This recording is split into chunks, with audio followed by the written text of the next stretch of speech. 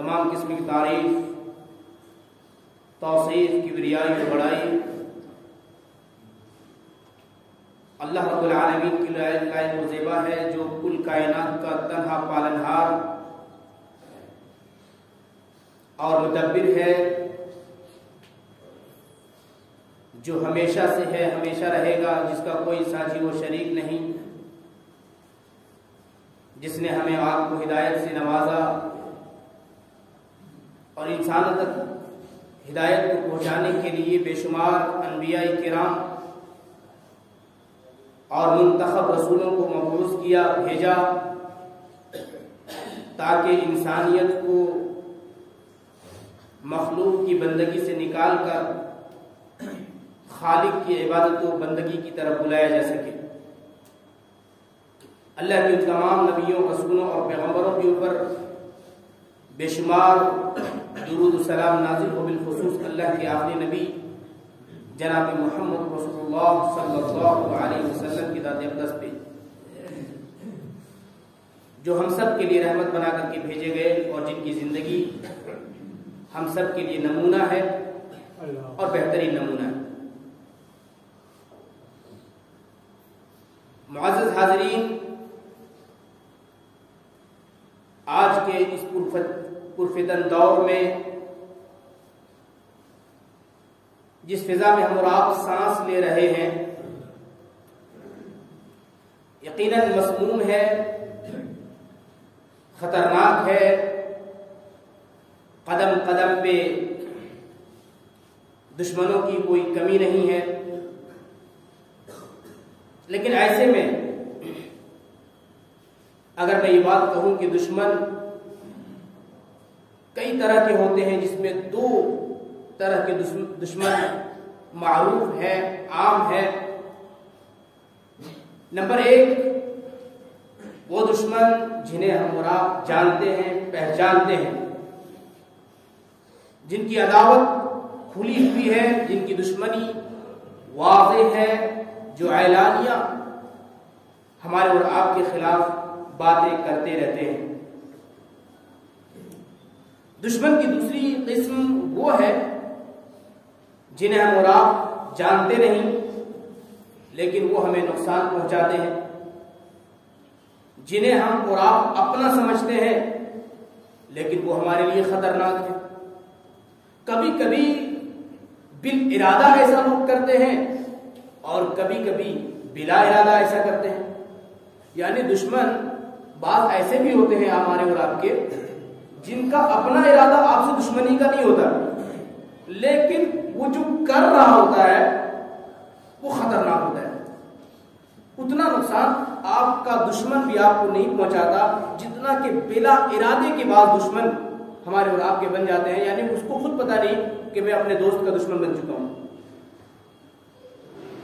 اسے ہمارے اور آپ کے سماج میں جس صفت کے ساتھ یاد کیا جاتا ہے اور جانا جاتا ہے، اسے کہتے ہیں تملق اور چاپلوسی۔ آج میں انشاءاللہ عزیز اس کے بارے میں کچھ باتیں پیش کروں گا کہ کس طریقے سے اللہ تبارک و تعالیٰ نے قرآن مقدس کے اندر اور خود اللہ کے رسول صلی اللہ علیہ وسلم نے متعدد مقامات پہ چاپلوسی، تملق، بے جا تعریف، غیر ضروری تعریفی کلمات کہنے سے، بالخصوص کسی کے منہ پہ اس کی تعریف کرنے سے اللہ کے رسول صلی اللہ علیہ وسلم نے شدت کے ساتھ منع کیا۔ لیکن قبل اس کے کہ میں ان تمام مباحث کی طرف آگے بڑھوں، میں یہ بات سمجھانا چاہتا ہوں کہ آدمی چاپلوسی کرتا کیوں ہے۔ تو پہلے چاپلوسی کو سمجھیے۔ ایک ہوتی ہے تعریف، مدح، اور ایک ہوتی ہے چاپلوسی، تملق۔ تعریف یہ ہے کہ ایک انسان میں واقعتاً کچھ خوبیاں ہیں جو اللہ تبارک و تعالیٰ نے اسے نواز رکھی ہے، بعض صفتیں ہیں جو ان میں الحمدللہ بہت حد تک موجود ہے۔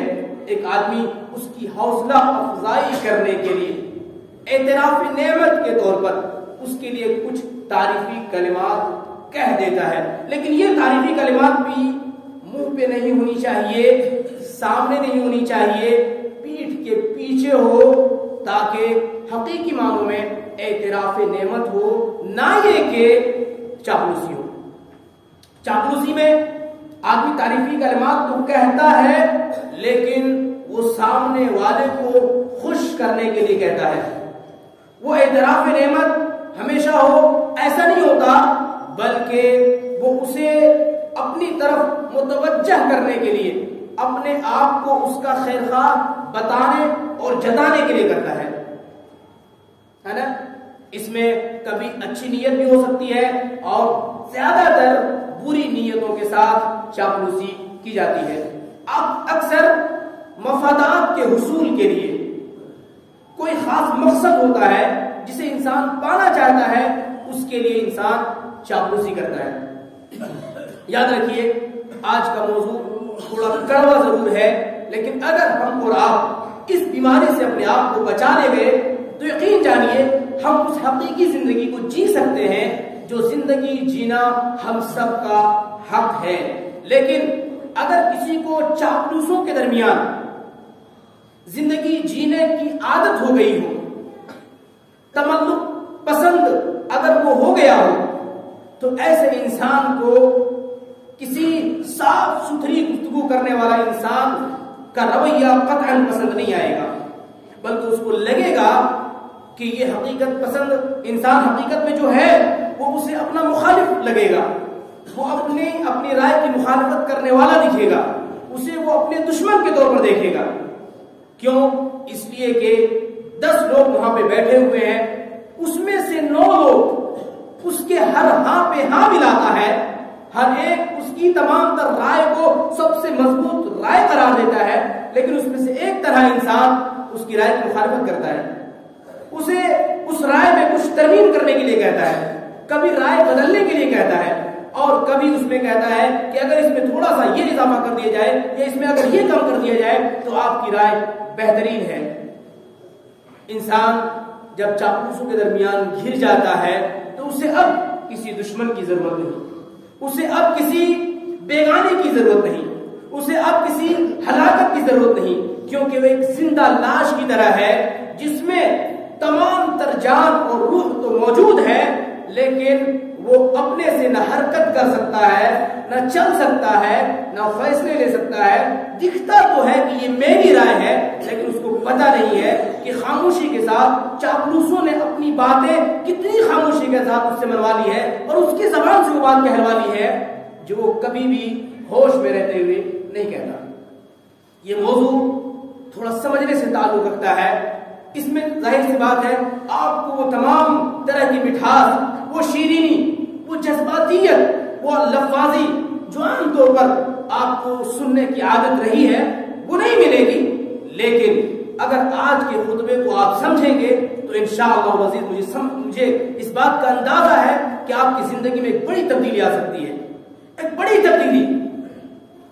اللہ تبارک و تعالیٰ نے ہمیں اور آپ کو بار بار، اور اللہ کے رسول صلی اللہ علیہ وسلم کی اگر پوری زندگی آپ دیکھیں گے تو آپ یہ پائیں گے کہ ہمیں اور آپ کو ایک حقیقی زندگی جس میں خواب و خیال نہ ہو، ایک ایسی زندگی جس میں ریالٹی ہو، ایک ایسی زندگی جس میں حقیقت ہو، ایک ایسی زندگی جو بامقصد ہو، ایک ایسی زندگی جس میں اپنوں اور بیگانوں کی پہچان ہو، ایک ایسی زندگی جہاں پہ صلہ رحمی ہو، جہاں پہ محبت ہو، جہاں پہ اپنائیت ہو، جہاں پہ بھائی چارگی ہو، ایسی زندگی گزارنے کی تعلیم ہمیں اور آپ کو دی گئی۔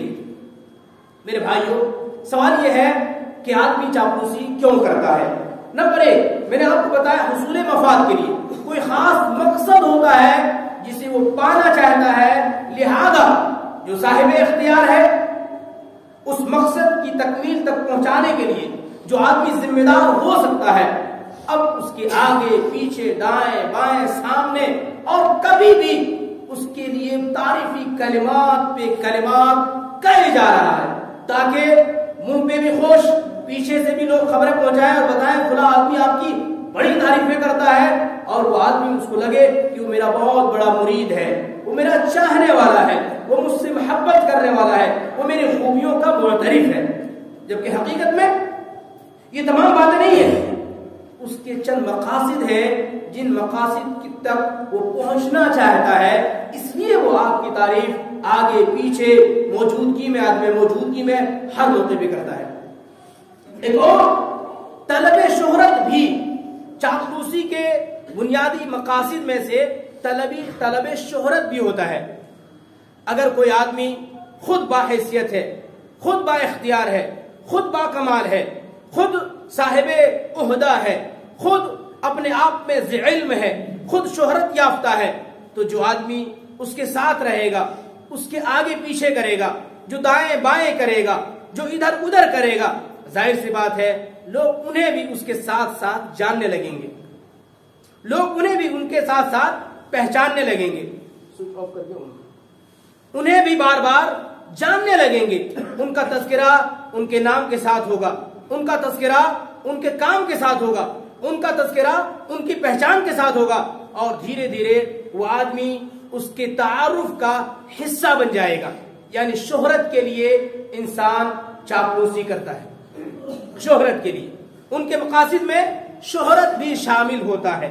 اسی طریقے سے کبھی کبھی فساد کے لیے، یعنی کوئی مفاد کا حصول مقصد نہیں، اور نہ ہی وہ شہرت طلبی کا خواہش مند ہے، بلکہ وہ فساد برپا کرنا چاہتا ہے، وہ اختلاف پیدا کرنا چاہتا ہے، وہ لوگوں سے اس کی دشمنیاں کرانا چاہتا ہے، وہ کسی کو دور کرنا چاہتا ہے اور کسی کو قریب کرانا چاہتا ہے، لہذا وہ چاپلوسی کرتا ہے۔ آپ اگر تاریخی کتابیں پڑھیں گے، اگر آپ تاریخ کا مطالعہ کریں گے تو آپ کئی چاپلوس قسم کے وزیروں کی داستانیں سنیں گے اور پڑھیں گے۔ آپ دیکھیں گے کہ ایک حقیقی وزیر جو ایک بادشاہ کے ساتھ تھا، جو اس کی تمام ترقیاتی کاموں میں بہترین مشیر تھا، بہترین رہنما تھا، بہترین رائے دہندہ تھا، لیکن جب ایک چاپلوس اس کے بیچ میں آتا ہے تو اس کی چاپلوسی کرتے کرتے اس وزیر کو اس سے دور کرتا ہے، اس کو کیفر کردار تک پہنچوا دیتا ہے، اس کا خاتمہ کروا دیتا ہے، اور پھر وہ وقت بھی آتا ہے کہ وہ وزیر جو آج وزیر تھا خود کل چل کر کے بادشاہ بن جاتا ہے، بادشاہی کا خاتمہ کر دیتا ہے۔ مقصد مفادات کے ساتھ فساد برپا کرنا ہوتا ہے، لہذا جب آپ کی کوئی تعریف کرے تو کان کھڑے کر دینا چاہیے۔ تعریف ہو رہی ہے، کوئی معمولی چیز نہیں۔ اور ایک اور بات بتاؤں میں آپ کو، تعریف اتنا خطرناک ہتھیار ہے کہ تاریخ میں بہت کم ہی لوگ اس ہتھیار سے بچ پائے۔ بہت خطرناک ہتھیار ہے یہ۔ آپ کسی کو بھی تعریف کے ذریعے سے ڈھیر کر سکتے ہیں، کسی کو ڈھیر کرنے میں کم وقت لگتا ہے اور کسی کو زیادہ، لیکن ڈھیر سبھی ہوتے ہیں۔ یہ اتنا خطرناک ہتھیار، اور چاپلوسوں کا سب سے بہترین ہتھیار، منافقوں کا سب سے بہترین ہتھیار چاپلوسی کرنا۔ اسی طریقے سے چاپلوسی کے ایک بنیادی مقاصد میں سے ایک مقصد ہوتا ہے ایذا رسانی۔ ایذا رسانی یعنی آپ کی تعریف کو اس لیے کر رہا ہے کیونکہ وہ آپ کو تکلیف پہنچانا چاہتا ہے۔ ایک کہاوت آپ نے سنی ہوگی کہ وہ دشمن جو دور ہوتا ہے، دور بیٹھا دشمن قریب بیٹھے دشمن سے بہت ہی کم خطرناک ہوتا ہے۔ یعنی جو آپ کے ساتھ میں ہے اور آپ سے دشمنی رکھتا ہے وہ انتہائی خطرناک ہے بنسبت اس دشمن کے جو دور بیٹھا ہوا ہے۔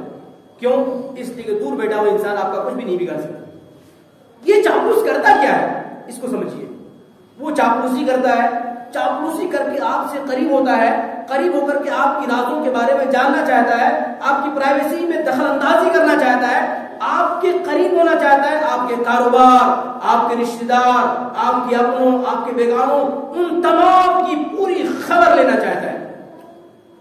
اور جب وہ پوری جانکاری اپنے پاس اکٹھا کر لیتا ہے تو آپ کے کمزور پہلو پر وہ وار کرتا ہے، کمزور پہلو پہ وار کرتا ہے۔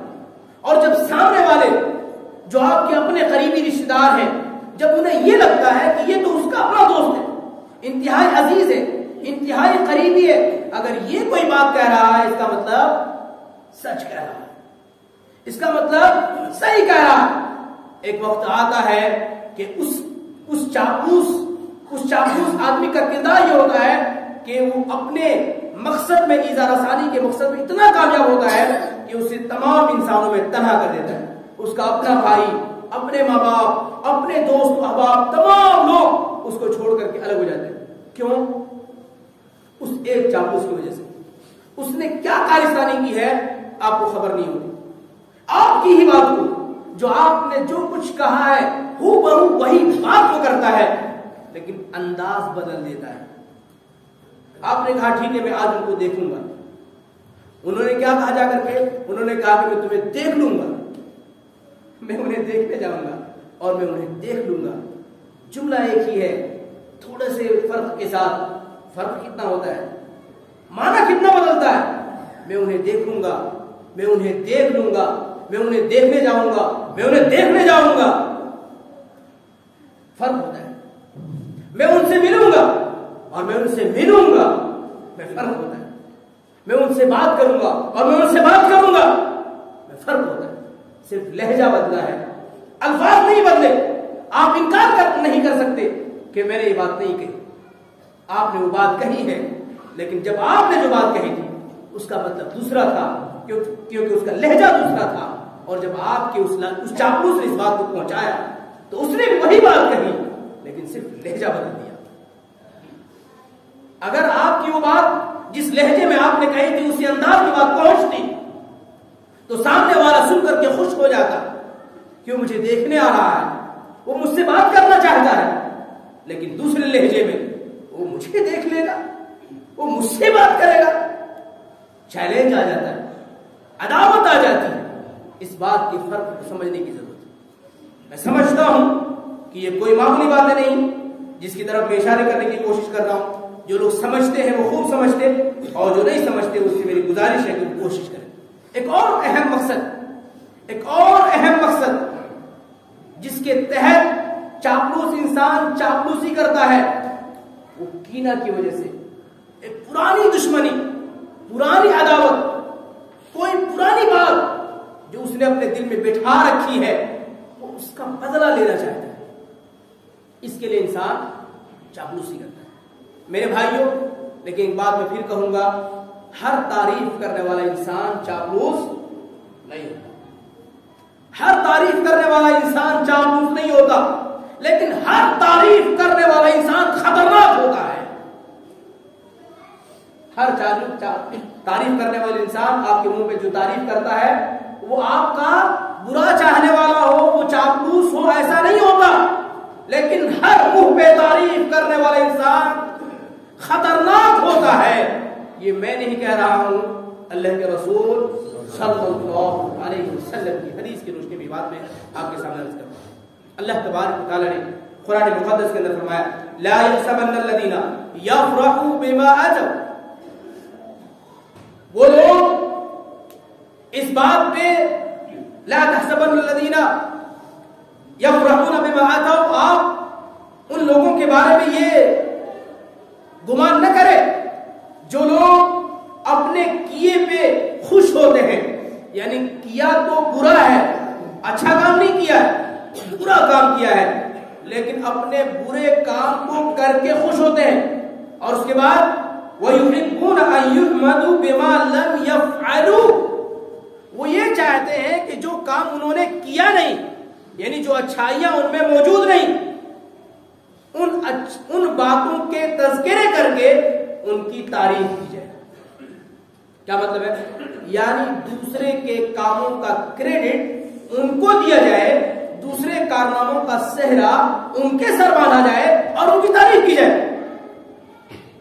دو طرح کے لوگ ہوتے ہیں، ایک اپنے برائیوں پہ، اپنے کاموں پہ خوش ہونے والے، یعنی برے کاموں پہ خوش ہونے والے، اور دوسرے وہ لوگ جو کوئی اچھا کام کیے نہیں، کسی اور نے کیا ہے، لیکن وہ چاہتا ہے کہ مجھے اس کا صحرا ملے اور میری اس بات کو لے کر کے تعریف ہو. اللہ نے آگے فرمایا فلا تحسبنهم بمفازة من العذاب ولهم عذاب علیم.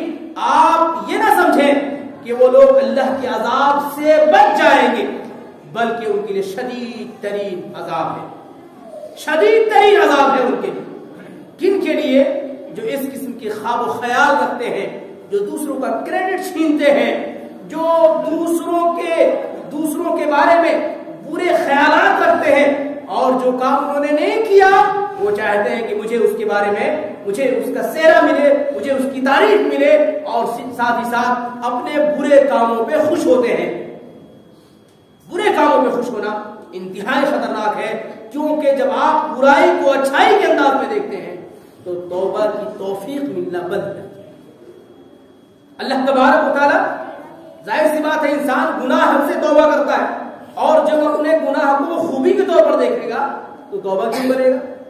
لہذا ان کے لیے خطرناک قسم کا عذاب ہے۔ میرے بھائیوں، ہم نشینی کا جہاں تک معاملہ ہے کہ ایک آدمی کسی کی چاپلوسی کیوں کرتا ہے؟ ہم نشینی اختیار کرنے کے لیے، آپ کی صحبت اختیار کرنے کے لیے، آپ سے قربت حاصل کرنے کے لیے، آپ کے دائیں بائیں رہنے کے لیے وہ آپ کی چاپلوسی کرتا ہے۔ یہ وہ مقاصد تھے جو میں نے آپ کو سامنے رکھے کہ انسان ان مقاصد کے تحت چاپلوسی کرتا ہے۔ اب آپ دیکھیے اللہ کے رسول صلی اللہ علیہ وسلم نے کیا فرمایا ہے چاپلوسوں کے بارے میں، کس طریقے سے منع کیا ہے۔ سمع رسول اللہ سمع النبی صلی اللہ علیہ وسلم رجلا یثنی علی رجل ویثریہ فی المدحۃ، اللہ کے رسول نے ایک شخص کو سنا کہ وہ اپنے بھائی کی تعریف کر رہا ہے اور مبالغہ آرائی کے ساتھ تعریف کر رہا ہے۔ ارے ماشاءاللہ آپ ایسے اور آپ ایسے، آپ میں یہ بھی خوبیاں ہیں اور آپ میں وہ بھی خوبیاں ہیں، اور آپ نے تو آپ جیسا انسان نہیں دیکھا۔ اللہ کے رسول نے سنا کہ وہ شخص اپنے بھائی کی تعریف کر رہا ہے، معلوم ہے اللہ کے رسول نے کیا فرمایا؟ اتنا خطرناک جملہ اللہ کے رسول نے ارشاد فرمایا کہ آپ دنگ رہ جائیں گے۔ اللہ کے رسول نے فرمایا اہلکتم، ارے تم نے اپنے بھائی کو ہلاک کر دیا، ہلاک کر دیا، مار ڈالا تم نے اپنے بھائی، اور قطعتم ظہر الرجل، یا پھر تم نے اس کو قتل کر دیا۔ کر کیا رہا تھا؟ تعریف۔ اللہ کے رسول نے کیا فرمایا؟ تم نے اسے ہلاک کر دیا اور تم نے اس کو قتل کر ڈالا۔ ظاہر سی بات ہے اللہ کے رسول صلی اللہ علیہ وسلم کی موجودگی میں جو اپنے بھائی کی تعریف کر رہے ہوں گے، کم از کم کوئی نہ کوئی صحابی ہوں گے، کوئی نہ کوئی اپنے مسلمانوں میں سے ہوں گے، لیکن اتنا شدید جملہ اللہ کے رسول صلی اللہ علیہ وسلم نے استعمال کیا۔ معلوم ہے کیوں؟ میرا اپنا تجربہ کہتا ہے، میں نے سینکڑوں طلبہ جو ذہین تھے، ذی علم تھے، ذی شعور تھے، فطین تھے، قابل تھے، بہترین پڑھنے لکھنے میں مہارت رکھتے تھے، لیکن بعض لوگوں کے بیجا تعریفی کلمات نے انہیں خود پسند بنا دیا، خود پسند، انہیں ہلاک کر دیا، برباد کر دیا۔ ایک اور بات میرے ذہن میں ابھی آئی، یقیناً میں نے اس پہلو پہ ابھی تک اس پہ غور نہیں کیا۔ جب سے یہ مارک شیٹ کا سسٹم چلا ہے تعلیمی نظام میں، مارک شیٹ کا جب سے چلا ہے، اگر آپ ایک گہرائی کے ساتھ مطالعہ کریں گے تو ایک خطرناک بات پائیں گے۔ آپ معلوم ہے کیا ہو؟ اس مارک شیٹ کے چلن کے دور میں آپ جب مطالعہ کریں گے، مشاہدہ کریں گے، تو آپ یہ پائیں گے کہ ذہین طلبہ اس دور میں، کامیابی کے دور میں پیچھے جا رہے ہیں، اور متوسط درجے کے طلبہ اور جنہیں مارک شیٹ میں کم نمبرات حاصل ہوتے تھے، وہ طلبہ ترقی کے منازل آج کل طے کر رہے ہیں۔ یہ حیرت انگیز دکھ رہا ہے۔ جبکہ اگر آپ ماضی کا مطالعہ کریں گے، جب یہ مارک شیٹ نہیں ہوتے تھے، جب امتحانات میں اس طریقے سے گریڈ نہیں ملتے تھے، جب پہلی اور دوسری اور تیسری اور چوتھی پوزیشن نہیں حاصل ہوتے تھے طلبہ کو، اس وقت ذہین طلبہ کا مقابلہ کم ذہن یا متوسط درجے کے طلبہ نہیں کر پاتے تھے۔ آپ سوچ رہے ہوں گے کیوں ایسا ہے؟ ابھی میرے ذہن میں یہ بات آئی، خطرناک ہے یہ۔ جس طالب علم کو چوتھی کلاس میں پہلی پوزیشن 5वीं क्लास में पहली पोजीशन, 6वीं 7वीं 8वीं 9वीं 10वीं क्लास तक पहली पोजीशन, दूसरी पोजीशन, तीसरी पोजीशन, पोजीशन पे पोजीशन वो लाता रहता है, उसको ज़हन हो जाता है मैं बड़ा ज़हीन हूं, मैं पढ़ने में बड़ा अच्छा हूं। धीरे धीरे वो अपनी मेहनत को कम करने लगता है।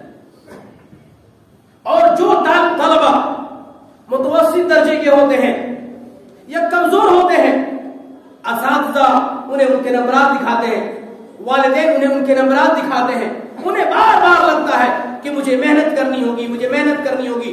फिर इसमें दो अंजाम होता है, एक तो बाज लोग हिम्मत हार के छोड़ देते हैं, वो तबाह हो जाते हैं, उनका कहीं शुमार नहीं होता। और बाज वो तलबा होते हैं जो मेहनत कश होते हैं, बाहिम्मत होते हैं, वो मेहनत करते करते उन तमाम तलबा को भी पीछे छोड़ देते हैं जो उनसे काफी ज़हीन, काफी बेहतर, काफी ज्यादा टैलेंटेड थे। लेकिन वो इन सबको जब मुकाबला होता है, बड़े बड़े मुकाबला जाती इम्तिहानात होते हैं, तो वो आगे बढ़ जाते हैं। मेरे भाइयों, इसका मतलब ये हुआ कि जब हम किसी के मुंह पे तारीफ करते हैं तो उसके लिए बहुत ही खतरनाक होता है। ये रिजल्ट असल में मुंह पे तारीफ करना या किसी के मुंह पे उसकी बुराई बयान करना है। ये नंबरात, भाई अगर मुझे पहली पोजीशन हासिल हुई तो मैं खुश होऊंगा कि नहीं होऊंगा? बहुत सारे लोग मुझे मुबारकबाद देने आएंगे कि नहीं देने आएंगे? देने आएंगे। और अगर मैंने टॉप कर दिया तब तो और भी ज्यादा। लेकिन जिन तलबा ने नंबरात नहीं हासिल कर सके उस दर्जे के, जो तलबा बहुत अच्छे मार्क्स नहीं ला सके, और ये याद रखिए, एक बात हमेशा जहन में रखिए कि मार्क्स कभी भी सलाहियत की गमबाजी नहीं करते, क्योंकि मार्क्स हम उन बातों पे देते हैं जो तालिब इल्म ने लिखा है। और अक्सर इम्तिहानात में ऐसा होता है कि जो सवालात होते हैं ना, वो इंसान अंदाजा लगा सकता है कि ये सवालात आ सकते हैं। मेरा अपना तजुर्बा ये है कि कम अज कम 80% सवालात वही होते हैं पर्चे में जो मैं सोचा हुआ था कि ये सवालात आ सकते हैं। 80% सवालात, यानी अगर मैं मुकम्मल तौर पर उन सवालात पे इन्हिसार कर लूं तो 80% मार्क्स मेरे कहीं नहीं जाने वाले। लेकिन पढ़ने वाले तलबा, मेहनती तलबा क्या करते हैं? वो पूरा सिलेबस का मुताला करते हैं। अब जब पूरा सिलेबस उन्होंने पढ़ा तो बहुत सारी बातें जहन में आई, कुछ बातें रह गई, लेकिन सलाहियत उनमें डेवलप हो गई। उसने एक एक लफ्ज को पढ़ा है, उनमें काबिलियत आ गई। पेपर में उतना अच्छा वो लिख नहीं पाया, लेकिन काबिलियत के एतबार से ये बेहतर है बनिस्बत उसके जिसने वही पढ़ा जो पेपर में आ सकता था, और पढ़ करके पास हुआ, मार्कशीट बेहतर नंबरात थे। अब बहुत सारे लोग आए और उनके लिए तारीफी कलिमात कह करके चले। अल्लाह के रसूल सल्लल्लाहु अलैहि वसल्लम ने मुंह पे तारीफी कलिमात कहने वाले के बारे में क्या फरमाया? तुमने अपने भाई का कत्ल कर दिया, तुमने अपने भाई को हलाक कर दिया, क्योंकि ये चापलूसी का एक खतरनाक तरीका। अल्लाह के रसूल ने फरमाया एक और मौके पे, इय्याकुम वत्तमादु फइन्नहु दिब्हु। अल्लाहु अकबर। अल्लाह के रसूल ने फरमाया किसी की तारीफ करने से बचो। क्यों? फइन्नहु दिब्हु, ये ज़बह है। तारीफ करना क्या है? ज़बह है, ज़बह। यानी आपने किसी की तारीफ उसके मुंह पर नहीं की, बल्कि आपने उसे ज़बह कर दिया, आपने उसे हलाक कर दिया, आपने उसे बर्बाद कर दिया, आपने उसको ज़बह कर दिया। सोचिए कितना खतरनाक होगी ये तारीफ। और मेरे भाइयों, मैं अक्सर लोगों को देखता हूं, अक्सर लोगों को पाता हूं कि आज हम और आप तारीफ पसंद होते चले जा रहे हैं। जो आदमी हमारी और आपकी तारीफ नहीं करता, हमें लगता है कि हमारा खैर खा नहीं। जो हमारी तारीफ करता है, हमें लगता है ये हमारा अपना दोस्त है, ये हमारा अपना है, अपना सगा है, ये हमारा खैर खा है। और जाती तौर पर मुझे अल्हम्दुलिल्लाह ऐसे लोग बहुत पसंद हैं जो मुंह पे अपनी बात साफ साफ कहने की हिम्मत रखते हैं। और आपने मुशाहिदा किया होगा इस 4 साल अरसे में कि मैं लोगों की बेजा तारीफ नहीं करता, कभी नहीं, मुझसे तारीफ होती नहीं। کیونکہ یہ حدیث سننے کے بعد کس کی یہ ہمت ہوگی کہ اپنے آپ کو ذبح کرنے والا اللہ کے رسول کی زبانی، اللہ کے رسول کے الفاظ کی مصداق بنائے کہ میں نے اپنے بھائی کا ذبح کیا ہے؟ یہ احادیث پڑھنے کے بعد کس کی یہ جرأت ہوگی کہ اللہ کے رسول صلی اللہ علیہ وسلم کی نظر میں اور آپ کے الفاظ میں ہلاکت اور بربادی کرنے والا انسان اپنے آپ کو بنائے؟ کم از کم مجھ میں یہ جرأت نہیں، میں سمجھتا ہوں کسی بھی صاحب ایمان میں یہ جرأت نہیں ہونی چاہیے۔ اگر آپ کسی میں کوئی خوبی دیکھتے ہیں، کسی کی کوئی نیکی دیکھتے ہیں، کسی کی کوئی قربانی دیکھتے ہیں، دعائیہ کلمات کہیے، اللہ تعالیٰ قبول فرمائے، اللہ تبارک تعالیٰ مزید کی توفیق عطا فرمائے۔ اللہ کا شکر ہے اللہ نے ہمیں یہ توفیق بخشی۔ کیا یہ کلمات ہمارے لیے بہتر نہیں ہے؟ کیا یہ کلمات ہمارے لیے اچھے نہیں ہیں؟ اگر یہ کلمات اچھے ہیں تو ہم نے اور آپ نے ان کلمات کو درکنار کیوں کر دیا ہے؟ صحابہ کرام رضی اللہ تعالی عنہم اجمعین کا رویہ، اللہ کے رسول صلی اللہ علیہ وسلم کا رویہ کیا تھا؟ آپ کا طریقہ کار کیا تھا؟ آپ کا انداز کیا تھا جب لوگوں کی خوبیوں کے ساتھ آپ ملاقات کر دیتے تھے؟ اللہ کا شکر ادا کرنا، اللہ تبارک و تعالیٰ سے مزید کی دعا کرنا، ماشاءاللہ اللہ تعالیٰ مزید کی توفیق عطا فرمائے، اللہ آپ کی قربانی کو قبول فرمائے، اللہ آپ کی جہاد کو قبول فرمائے، اللہ آپ کی نماز کو قبول فرمائے۔ کسی آدمی کو دعا مانگتے ہوئے دیکھا، ملاقات ہوئی، اللہ تعالیٰ آپ کی دعا کو قبول فرمائے۔ نماز پڑھ کر کے ملاقات ہوئی، اللہ تعالیٰ قبول فرمائے۔ کوئی آدمی حج سے لوٹا، اللہ تعالیٰ قبول فرمائے۔ میرے بھائیوں، دعائیہ کلمات حوصلہ افزا بھی ہے اور بہترین بھی، لیکن میں نے آپ سے بہتر انسان نہیں دیکھا، میں نے آپ سے زیادہ مخلص نہیں دیکھا، میں نے آپ سے زیادہ عبادت گزار نہیں دیکھا، میں نے آپ سے زیادہ سخی نہیں دیکھا، میں نے آپ سے زیادہ فیاض نہیں دیکھا، میں نے آپ سے زیادہ بہادر نہیں دیکھا۔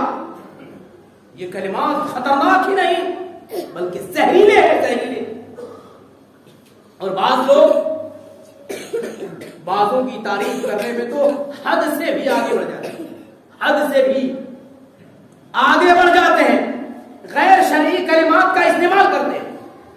مثال کے طور پر بعض لوگ کہتے ہیں کسی کے حوالے سے یا کسی کے منہ پہ کہ آپ کی جتنی اس بات کے لیے تعریف کی جائے کم ہے، نعوذ باللہ من ذالک۔ یاد رکھیے اللہ کے علاوہ دنیا کی کوئی ہستی ایسی نہیں ہے، کوئی ہستی جس کی تعریف معمولی بھی بہت زیادہ نہ ہو جائے، جس کی معمولی تعریف بھی بہت زیادہ نہ ہو جائے، ایسی کوئی ہستی نہیں۔ صرف اللہ کی ذات ایسی ہے کہ اس کی جتنی تعریف کی جائے کم ہے، صرف اللہ کی ذات۔ ہم اور آپ یہ جملے ایک عام سے انسان کے لیے استعمال کرتے ہیں جس کی حقیقت میں کوئی حیثیت نہیں۔ پورے تاریخ اٹھا کر کے دیکھیے، احادیث کی کتابیں اٹھا کر کے دیکھیے، کیا صحابہ کرام رضی اللہ تعالی عنہم اجمعین نے اس قسم کے جملے خود رحمت للعالمین صلی اللہ علیہ وسلم کے لیے، رسول اللہ صلی اللہ علیہ وسلم کے لیے استعمال کیا؟ نہیں کیا۔ کیوں بھائی؟ انہیں اللہ کے رسول پسند نہیں تھے، وہ اللہ کے رسول سے محبت نہیں کرتے تھے، اللہ کے رسول صلی اللہ علیہ وسلم کا وہ عظیم کردار، عظیم اخلاق آپ کے سامنے موجود نہیں تھا؟ کیا موجود تھا، لیکن یہ وہ کلمات نہیں تھے جن کلمات کو کسی غیر اللہ کے لیے استعمال کیا جا سکے، لہذا انہوں نے استعمال نہیں کیا۔ اور آپ سلف صالحین، علماء کرام، علماء دین، بالخصوص اہل الحق کو آپ یہ دیکھیں گے کہ جب آج بھی اللہ کے رسول صلی اللہ علیہ وسلم بحیات نہیں، آپ کا انتقال ہو گیا ہے، لیکن پھر بھی وہ بار بار لوگوں کو تاکید کرتے ہیں، نعتیں پڑھنی ہے تو مستند نعتیں پڑھو۔ کیا مطلب؟ یعنی جو باتیں اللہ کے رسول صلی اللہ علیہ وسلم کے لیے ثابت ہے وہی کلمات نعت میں ہونی چاہیے، اپنی طرف سے بڑھاؤ نہیں۔ اللہ کے رسول صلی اللہ علیہ وسلم خود یہ بات ارشاد فرما گئے، اللہ کے رسول نے فرمایا لا تطرونی کما اطرت النصارى ابن مریم، اے لوگوں تم میری تعریف بے جا مت کرو، تم میری تعریف میں غلو مت کرو، تم مجھے حد سے مت آگے بڑھاؤ۔ جس طریقے سے عیسائیوں نے حضرت عیسیٰ ابن مریم کی تعریف میں غلو کیا تھا، اس طریقے سے تم میری تعریف میں غلو مت کرنا، اس طریقے سے تم میری تعریف میں غلو مت کرنا۔ پھر اللہ کے رسول نے فرمایا میں ہوں کیا کس دائرے میں تمہیں میری تعریف کرنی ہے؟ آپ نے 2 لفظوں میں اپنی حقیقت بتائی، اپنا مقام بھی بتایا اور بتایا میں کون ہوں اور میری تعریف کا دائرہ کیا ہے۔ فرمایا فَإِنَّمَا أَنَا عَبْدُ، ہمیشہ یاد رکھنا میں اللہ کا بندہ ہوں، أَنَا عَبْدُ، میں اللہ کا بندہ ہوں۔ فَقُولُوا، لہذا جب تمہیں تعریف کرنی ہو تو یہ کہنا عَبْدُهُ وَرَسُولُهُ، اللہ کا بندہ اور اللہ کے رسول۔ اللہ کے رسول صلی اللہ علیہ وسلم کی اس سے بہتر تعریف نہیں ہو سکتی کہ ہم انہیں اللہ کے رسول صلی اللہ علیہ وسلم کہیں، آخری نبی کہیں، امام الانبیاء کہیں، رحمت للعالمین کہیں، اس سے بہتر تعریف اللہ کے رسول صلی اللہ علیہ وسلم کی کیا ہو سکتی؟ میرے بھائیوں، یقیناً ہمیں اور آپ، ہماری اور آپ کی طبیعت، ہمارا اپنا مزاج، ہماری اور آپ کی اپنی فطرت تعریف پسند ہے، ہمیں تعریف اچھی لگتی ہے، کوئی ہمیں بڑا بتائے ہمیں اچھا لگتا ہے۔ لیکن یاد رکھیے جو انسان جتنی بلندی تک پہنچتا ہے جب وہ گرتا ہے تو اتنے ہی نیچے جاتا ہے، جو جتنا اوپر رہتا ہے اس کے لیے خطرات اتنے زیادہ ہوتے ہیں۔ اس لیے جب بھی زلزلے آتے ہیں تو لوگ فرسٹ سیکنڈ تھرڈ فلور پہ نہیں بلکہ گراؤنڈ پہ جا کر کے، زمین پہ جا کر کے، ایسی جگہوں پہ جو مسطح ہو، جو ہموار ہو، ایسی جگہوں پہ ٹھہرنا پسند کرتا ہے، کسی بالائی میں نہیں، کسی گہرائی میں نہیں، بلکہ مسطح جگہوں میں۔ کیوں؟ وہاں خطرات سب سے کم ہیں۔ لہذا اگر آپ کی تعریف نہیں ہو رہی ہے تو رنجیدہ ہونے کی ضرورت نہیں، اللہ کا شکر ادا کیجئے کہ ابھی آپ اپنے مقام پہ ہیں، ابھی آپ اس بلندی پہ نہیں پہنچے جہاں پہ گرنے کے بعد خطرات بہت زیادہ بڑھ جائیں۔ میں خیر میں اللہ تبارک و تعالیٰ سے دعا کرتا ہوں العالمین ہم تمام لوگوں کو تعریف پسندی سے بچائے، اللہ ہم سب کو چاپلوسی سے بچائے، اللہ تبارک و تعالیٰ ہم تمام لوگوں کو تملق سے بچائے۔ ایک اور آخری بات میں عرض کر کے بات مکمل کرتا ہوں، وہ چند جملوں میں، وہ یہ ہے کہ اگر کبھی آپ کا سامنا، آپ کا سابقہ ایسے لوگوں سے پڑے جو آپ کی رائے کی مخالفت کرتے ہیں تو کبھی اس کو مت چھوڑنا، چاہے آپ اس کی ہر رائے لے سکیں یا نہ لے سکیں، لیکن اس کو چھوڑنا مت۔ معلوم ہے کیونکہ وہ اصل میں آپ کو آئینہ دکھانے والا ہے۔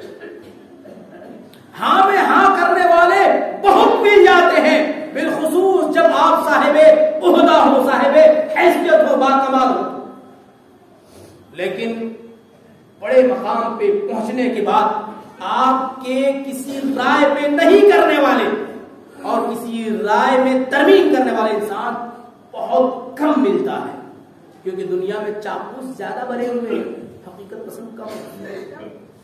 اسی وجہ سے اس لیے رائے کی مخالفت کرنے والوں کی ہمیشہ قدر کرنی چاہیے، اور اللہ کے رسول صلی اللہ علیہ وسلم نے قدر کیا، اللہ کے رسول نے خود قدر کر کے دکھایا۔